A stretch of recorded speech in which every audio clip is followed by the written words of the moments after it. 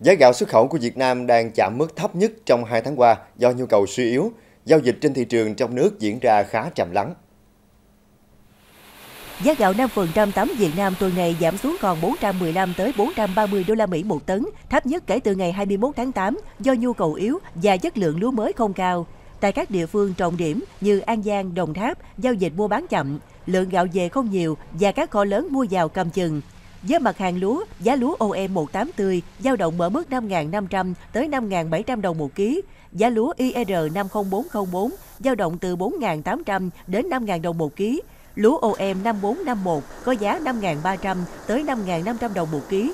Giá lúa Đài Thơm 8 dao động từ 5.600 đến 5.800 đồng một ký. Lúa nàng qua chín đang ở mức 6.000 tới 6.200 đồng một ký. Giá lúa tươi OM308 từ 5.700 đến 5.900 đồng một ký.